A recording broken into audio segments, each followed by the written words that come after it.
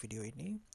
Dan pada kali ini kita akan seperti biasa membahas mengenai hal yang bersifat politik internasional.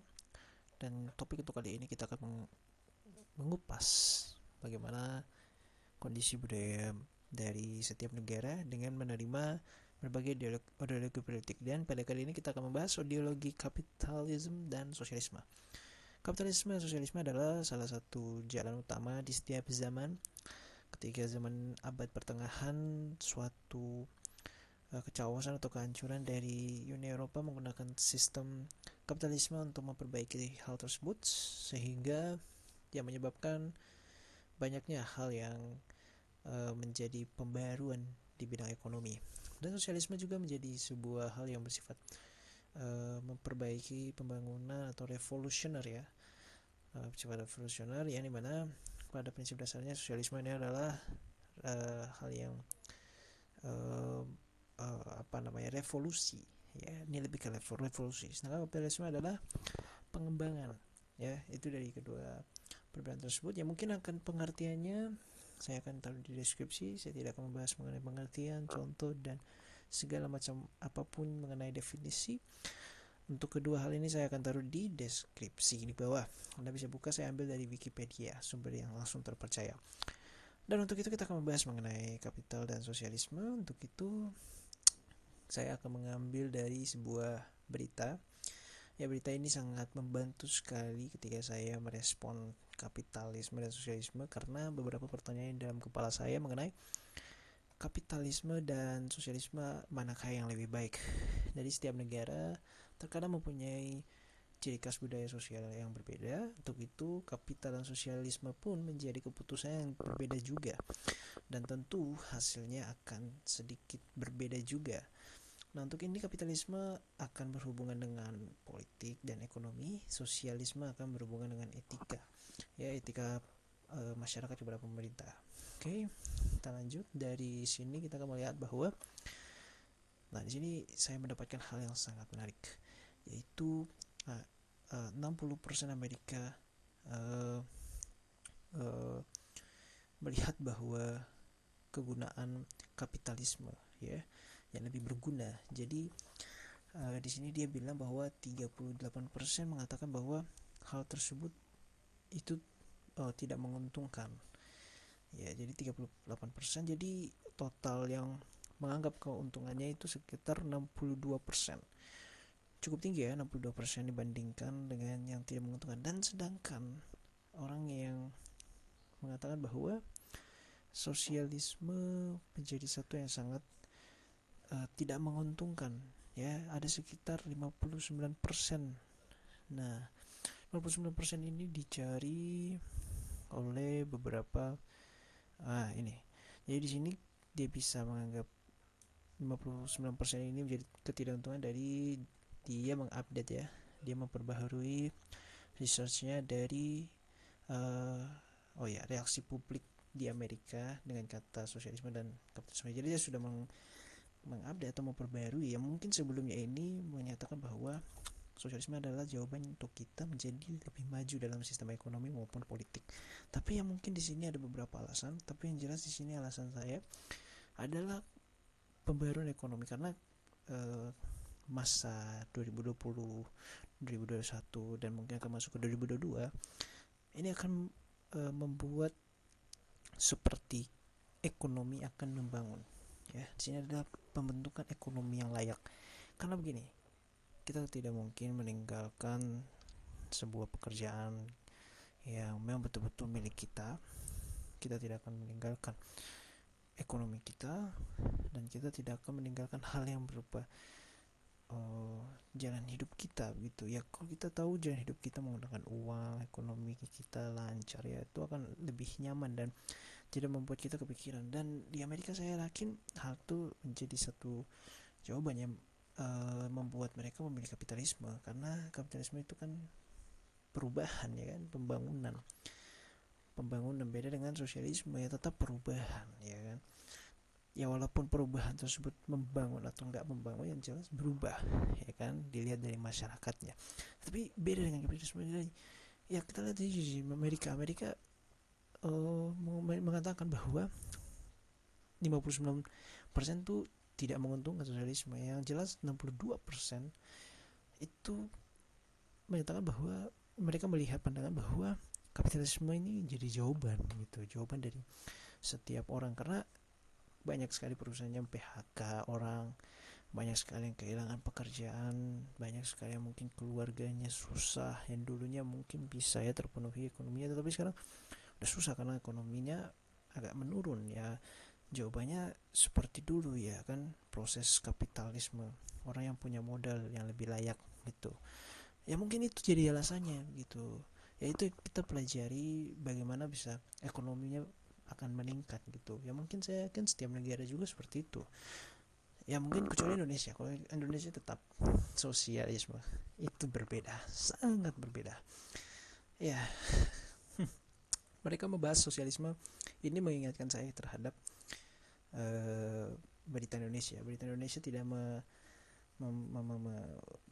apa ya, memperbaharui sebuah pemikirannya atau sebagaimanapun, tetapi membahas mengenai, ya ini kayak ini ya, kita lihat aja mengenai ah, ah dis lihat ini demo dispendik. Aduh ini maaf, ini kenapa, bayangkan ratusan demo ngapain ya. Ini sebenarnya ya bagus. Di sini sebagian besar saya baca bahwa mana ya tadi ya, ini dia. Nah jadi dia di sini mengenai, nah visi misinya apa juga dia tidak menjawab, ya kan.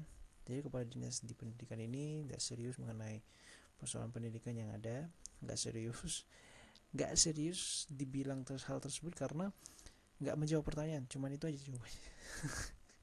Jadi kayak sosial yang perlu, yang mungkin menurut sosial itu bermanfaat pertanyaannya, tetapi nggak dijawab sehingga ya membuat demo. Ya kan, kalau kita baca di sini bahwa ini dia PMII, kita baca ya, masa dipergerakan mahasiswa Islam ya, demo mempertanyakan keseriusan lah kemampuan kepada pendidik baru Agus ini yang untuk memajukan pendidikan karena yang bersangkutan tidak punya latar belakang atau pengalaman. Oke. Sebenarnya bagaimana cara mendesain arah serta kata-kata korlap demo Nur Hayat, ya kan, datanya hari Selasa tanggal 1, ya kan, tanggal 11 bulan 1 ya. Nah sekarang kan berarti orang ini ya bersama beberapa stafnya, kemudian minta polisi untuk membuka kode. Kalau tidak mau berbicara dibatasi oleh kode seperti ini, saya minta kawat ini dibuka. Masa berharap. Oke, jadi ya jadi sini jelas ya. Ditanya soal tata sekolah. Oh iya, jadi karena pertanyaannya yang nggak dijawab kemudian dibatasi, jadi menganggap bahwa pikiran kita dibatasi pada kita mau tahu gitu ya. Sebenarnya mahasiswa ini nggak perlu tanya gitu, yang penting mereka melakukan apa yang mereka tujukan kan, ya kan. Ini ya nggak apa-apa ya, memang gini sistem sosialisme ya. Sistem sosialisme itu seperti ini. Jadi pada dasarnya kebudayaan kita itu didengar hanya oleh masyarakat, ya kan. Maklum memang sistemnya sosialisme yang didasarkan oleh etika, yang masyarakat punya tanggung jawab untuk mengurus dirinya sendiri terhadap pemerintah, ya kan, yang artinya masyarakat juga punya peran penting di dalam pemerintah karena sosialisme. Nah, itu mungkin poin penting untuk sosialisme, ya kan. Dari berita ini, salah satu beritanya yang saya baca ini tanggal, ya ini baru ya, tanggal hari ini ya, hari pembuatan video dibuat tanggal 11 Januari 2022 jam 5 baru aja jam. Ya nggak apa-apa ya, ini mungkin pendapat saya yang diteruskan aja gitu, ya kan. Pada dasarnya kan kita udah sosialisme, kita tahu kita pengen tuh perubahan bukan pembangunan, ya kan, karena udah dasarnya seperti ini ya, pembangunan tapi menyusahkan masyarakat atau sosial ya jelas nggak mau, karena dasarnya udah sosialisme, ya kan. Nah ya dari situlah mungkin bisa kita dapatkan bahwa setiap negara punya kepribadian, punya budaya masing-masing ya. Seperti Indonesia budayanya etika, ya kan, budayanya sikap, perilaku, dan pada dasarnya secara individu, secara fakta sosialnya mereka itu orangnya uh, mau menang sendiri, ya kan. Pemerintah cuma beberapa juga ingin menang sendiri gitu. Jadi ketika pemerintah masyarakat beradu, ya mereka ingin menang juga, menang sendiri juga, menang sendiri juga. Ya terkadang masyarakat menang karena masyarakat banyak. Ya terkadang pemerintah menang karena pemerintah lebih berkualitas karena mereka yang mengatur. Jadi terkadang masyarakat masyarakat ini uh, mengkritik pemerintah, pemerintah menahan karena mereka mengatur jalannya. Jadi walaupun salah tapi mereka bisa benarkan.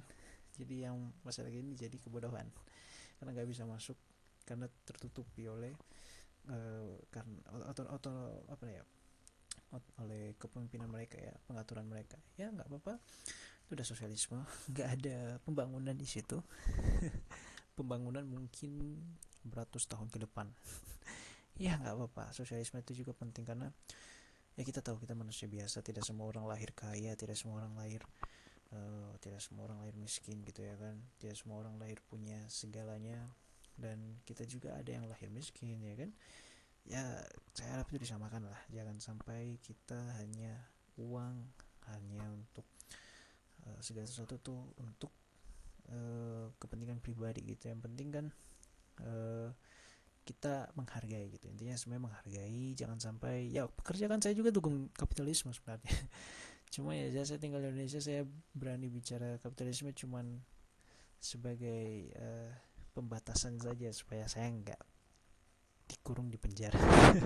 Ya oke, itu mungkin saja yang saya akan sampaikan pada hari ini. Ya mungkin ada pertanyaan atau mungkin ada beberapa hal yang membuat bingung, ada bisa komen di bawah, ada bisa uh, membuka kritikan buat saya akan menerima dan itu akan menjadi lebih baik. Dan mungkin kedepannya, video kedepannya ini saya akan membahas mengenai ini ya, hal yang sangat sensitif, Tuhan ya, bersifat metafisika. Dan mungkin ada beberapa hal-hal baru dari video ya. Saya tidak akan membahas mengenai politik dan internasional, tapi bersifat juga metafisika, pendapat mengenai orang lain, ya kan. Ya itu mungkin saya akan membahas dan tambah menyenangkan lagi. Dan jangan lupa subscribe dan coba untuk bisa berpartisipasi dalam video ini. Terima kasih sudah berkunjung, sampai jumpa.